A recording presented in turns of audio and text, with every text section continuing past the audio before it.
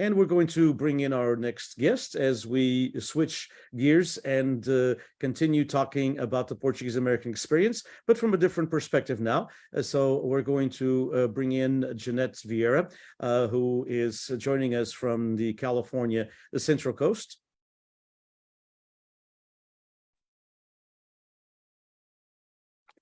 And thank you so much for joining us. We're on now with Jeanette Vieira. Thank you so much. Nice to meet you online. It's nice to meet you too. And thank you so much for having us here. It's very exciting to be here and to be able to speak with you this afternoon.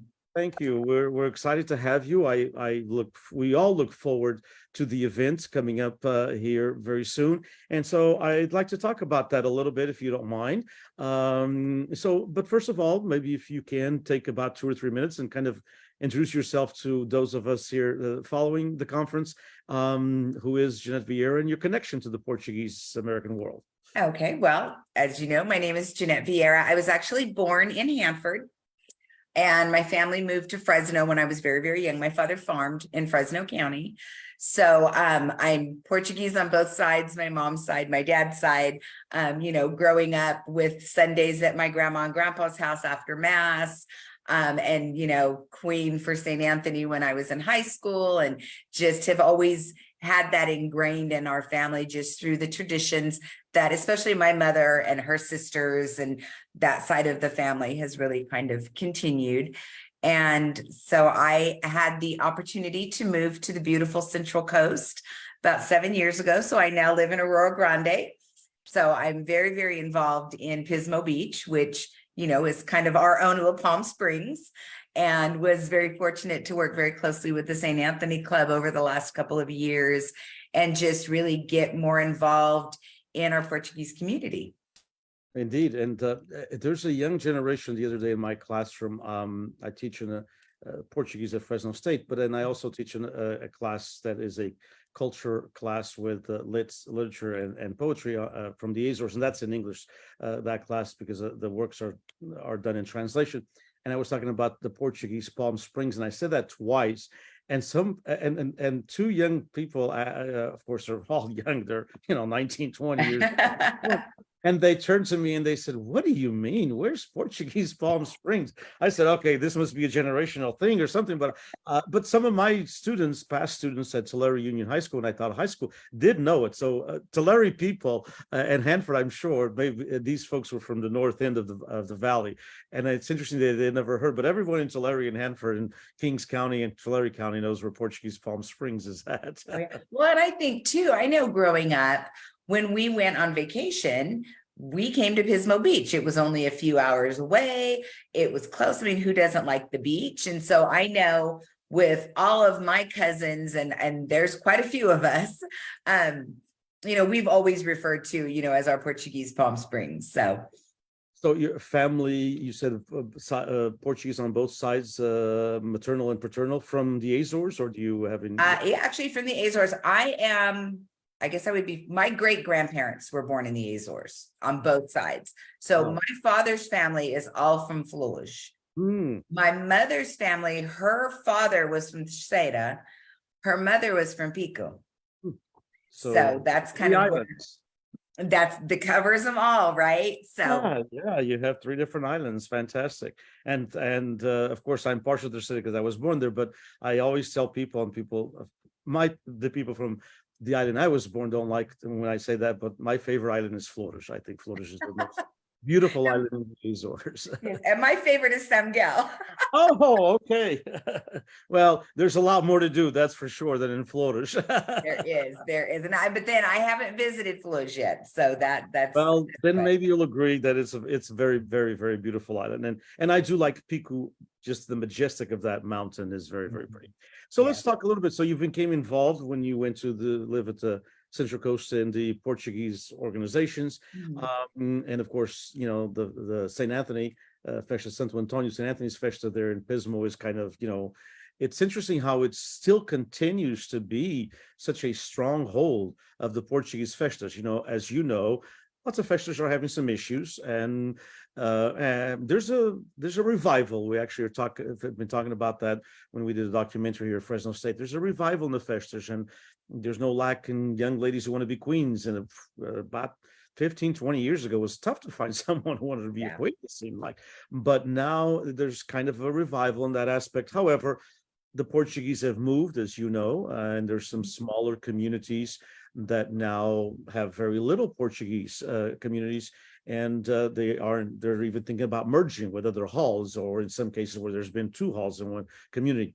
But St. Anthony Festa, maybe because of where it's at, maybe because of the location, maybe because of the time frame as well. It's hotter than you know what here in the valley in August, and everybody wants to get away. But it's always had a good turnout of people, correct? Yeah, it really has. And I know as a past queen, I would much rather march in the summer in Pismo than I would in Fresno with a big old heavy cape. So, I think it's a combination of things. I think that it's a great weekend getaway for families before school starts. They do a really good job with that festa. They've worked very, very hard. I think this year was their 65th anniversary, which is a beautiful milestone. And I think this year they probably had one of the largest parades they have ever had. It was so well attended. Mhm. So, and I think that people look forward to it. I know as I'm getting involved in the community of Pismo Beach, I'm very, very involved with the Chamber of Commerce. So I work with a lot of local businesses. And I know, talking to businesses, they're like, oh my God, we love it when the celebration is in town. The people are so kind, and, they're so generous, and everybody's here and they're happy and they're excited. And, we love that weekend. So I think that just kind of feeds into all of it. And it is kind of unique in that celebration. If maybe you can elaborate a little bit on this as you get involved in it. It's kind of unique that it, quite to the contrary of other celebrations, for example, the Festa do Espírito Santo, the Holy Ghost in Hanford, it's people from Hanford, maybe a few people from the Moor, maybe some from Layton, etc. But it's very territorial to that town or the surrounding area, to where Pismo has had people in the committee all the way from Modesto to, I think, Southern California. Yes, and that's true, and I think that that's pretty consistent today. And I think a lot of it is, a lot of these individuals have homes here, or they're here, and they want to continue that commitment to this, the Pismo Beach St. Anthony Club, and it's kudos to all of them, because it's not a small commitment to put on an event like that, to run that club. And, they've done it successfully for many, many years. But I know, just in working with people, I'll be talking to somebody, I'm like, where are you at? And, they're all from different places. And I actually worked with Norbert Duarte quite a bit this last year. So, and I'm like, where are you again? So, and, and they do have people locally that help manage the hall and stuff, but it's such a great coming together of the Portuguese community across primarily the valley areas. And a lot of these individuals are involved in the halls in their own communities. So it's a really beautiful commitment that they've made to continue this tradition here in Pismo Beach. Let's talk about the upcoming event, though, because that's quite unique and that's quite different. And that's not a festa. It's a sort of a different festa, let's put it that way. I think the word festa is lovely, especially because now I'm of the generation that I would go to an American place, and, we're all American, but I mean someone who did not have Portuguese connection, and they would call it a fiesta. And I would have to correct them, no, festa. We don't have the I, and it's festa. And so, but now it's, of course, in Tulare, Visalia, Hanford, in those towns, but even in Fresno, which doesn't have a very large Portuguese American community, it does, but it's dispersed. Mm-hmm. Everybody I talk to, even colleagues at the university, they call it a festa. Everybody knows it's called a festa now. But this is a festival that you're having in October the 14th. Mm-hmm.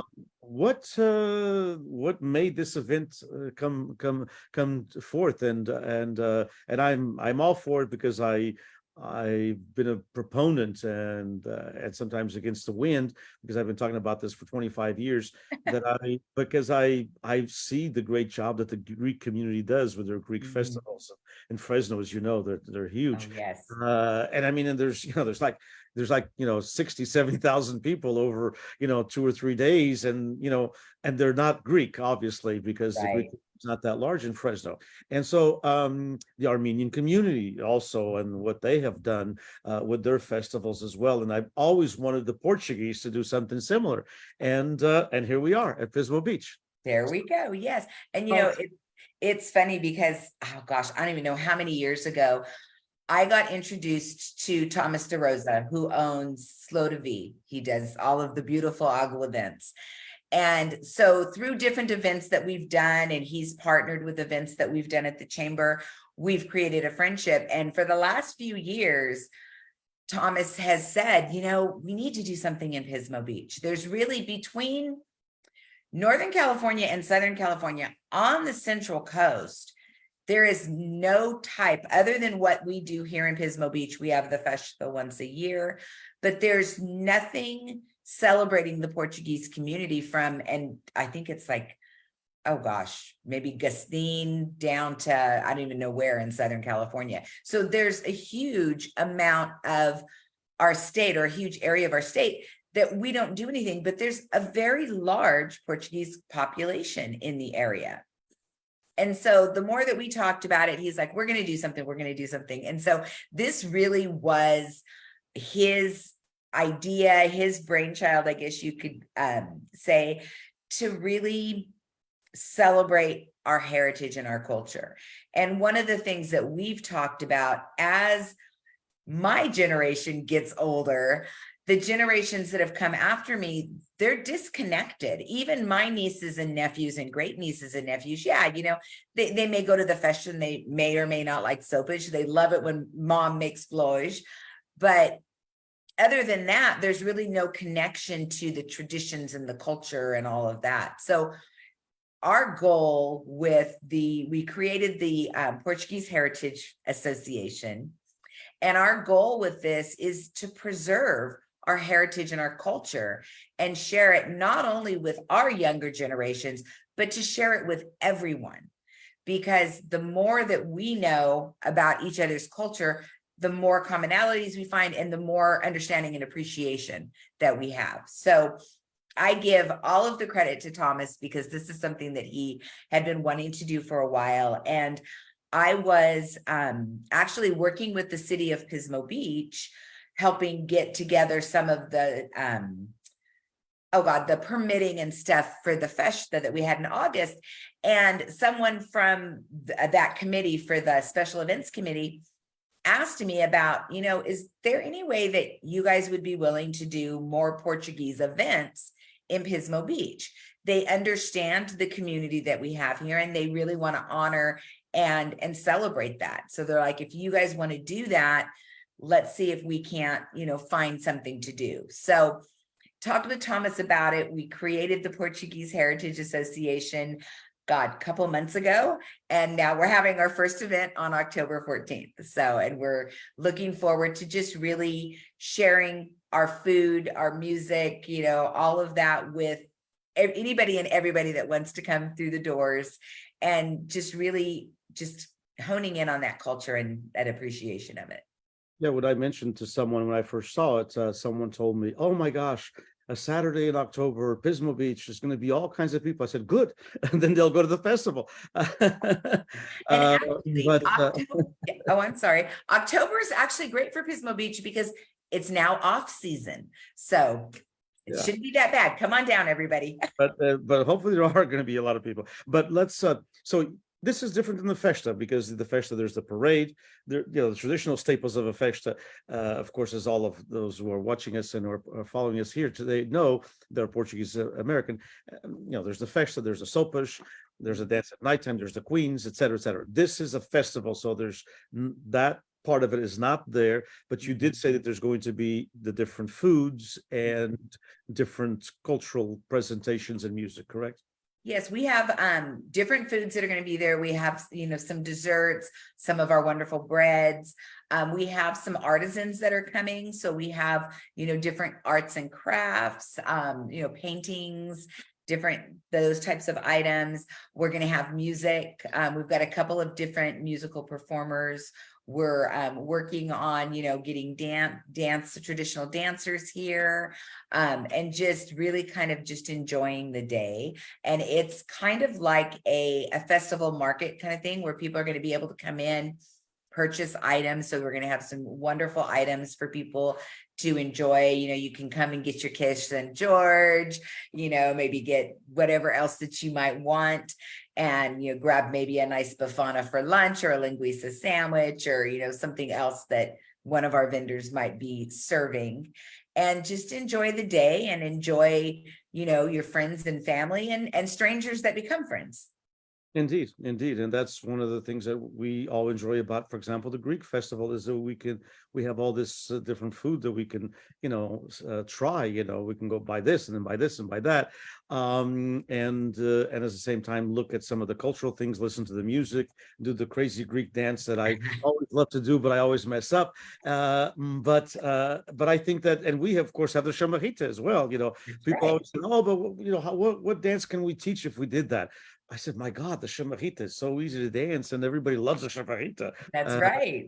We may not have the arm thing, that the Greek community does, but the shamarita is such a wonderful dance that even my students, I kind of teach it a little bit in an off class once in a while, and it's just a fun dance. People Yes. love it. Yeah. So this is the 14th, but for people to go in, is it free of charge, or is there an entrance fee, or Nope. how is that going to work? It's free to the public. So we wanted to just kind of share that with it. It's an opportunity for the vendors to sell some of their items and kind of gain awareness about what they have to offer. So, but yeah, for people that want to come, it's free. We're going to start at noon on the 14th, and we're actually going to run about 6 o'clock. We're going to kind of switch gears a little bit, and we're going to have more dancing and kind of make it just like an evening little festival. There'll still be, food, and some of the vendors, whoever wants to stay, can stay through the evening, whatever they would like to do. But it's just, we're hoping people will stay around and dance and enjoy, the cool Pismo Beach evening. That's right. And you have, of course, as you mentioned, you have support from, when I mean support, the city of Pismo Beach is behind you, and of course the Chamber of Commerce as well are partners with you, and that's so important that more and more Portuguese American organizations, especially some of the older organizations that sometimes have issues, my thought is, gosh, partner up with your Chamber of Commerce, because they're always looking for ideas, and even in a festa, I'm not talking maybe the parade, but on the Saturday events or something, partner up with the Chamber of Commerce in the city to make it a city event, and I'm glad you're doing that. That's fantastic. And it was really exciting this year. The St. Anthony Club actually had our mayor and some of our city council people and our city manager. They actually started off the parade in the city's antique fire truck, and it was just so great to see them there, and they were really so honored to be invited to join in on the celebration. So that was a wonderful partnership. And I've got to tell you, a couple of years ago, through the chamber, because like I said, I'm very involved in the chamber, we did a Floj fundraiser on the morning of the parade. We set up on Price Street and we sold Floj, and I think we made about 1,200 of them. We took pre-orders. We sold them out before the parade even started. But my family and friends were like, I will never make that many again. Yeah, that's a lot of work. Oh, it was so much work, but they were so good. The bad, if there's such a thing as the negative aspect of Portuguese food, it's takes a lot of work to make it a genuine filhos, and takes a lot of work to make genuine any kind of meat a dish. It just takes a lot of work. The sopas are a lot of work. But one of the things that the Pismo, the St. Anthony Festa, have done, and I've always appreciated that, and I think my first time that I saw that it's been a few years, probably quite a few, maybe 17, 18 years ago. But I recall that I went to the coast, as we call it, I went to Pismo. And we go to the coast, go to Pismo, obviously, but in probably the mid-July, I think it was. And I saw that this is probably maybe a little bit longer than that, maybe closer to 20 years ago. But I saw in the places we were walking, down the main street there, and there were all of these posters. That was the first time I had seen a poster of a Portuguese festa, literally anywhere. Okay. And I came back and I told the people, guys, I mean, here in these other valley towns, you should do the same thing. And now, of course, people are doing that. But I think that every festa, regardless if you're in Pismo Beach, we get a lot of tourists and things, and folks that go there for the weekend. But even in Lemoore and Layton and Riverdale, all the businesses should have posters, because to make it a community event, because I think that's the secret to what you're going to do here in the 14th, and a way also that the St. Anthony has. It's a community event. You don't have to be Portuguese to go to the Portuguese Heritage Festival, right? That's right. And it's funny because I have friends who are not Portuguese, but it's always, oh my God, I have friends that are Portuguese and you guys throw a great party. We'll be there. So, and that's one of the things too, is we really want to share our culture because, we are proud to be Portuguese and we are proud of our culture. So we just want to share it with everybody. And I mean, I'm kind of a foodie, so I love going and trying different foods. So, if you're a foodie, come on out and try some different foods. Indeed. Well, congratulations again. Thank you for taking the time. I don't want to take any more of your time, but thank you for taking the time to be here. It was a pleasure meeting you. I will see you there. Hopefully, if everything goes right, I will be there, and hopefully the community will be there as well. And we, through even some of my students, I've mentioned to my students at Fresno State, some of them have family there, so they might enjoy the day there. Because it is a way to get to know. Years ago, I always tell the story of my very first political science class at the university many moons ago, when I was in college, and my political science teacher turned to me, or he was he was welcoming everybody to the class, and he was taking kind of roll, and he looked at my name, and then he says, is it Borges or Borges? And I laughed. And he says, what do you mean? And I said, well, I'm impressed that you even know the difference, because most people don't. And he says, of course I do. Borges Spanish, Borges Portuguese. And I said, wow, you do? And then he goes, yeah. He said, he was a political science teacher and a historian. And he said, you Portuguese did a lot of stuff throughout the discovery area, and you did a lot of stuff throughout the world. The problem is you didn't tell anybody about it, so nobody knows. And so it's the same thing. We have great food, we have great music, we have, some great traditions, but it seems like the rest of the world doesn't know about us. Yeah, that's true. So we're here to change that. To change that at Pismo, that's right, at the Central Coast. Thank you so much. Right. Appreciate it very much. And we'll be in touch. Thank you All so right. much. Bye-bye. Thank you. Bye-bye. And so as we end this section of the Luso American Education Foundation Conference, thank you all for joining us.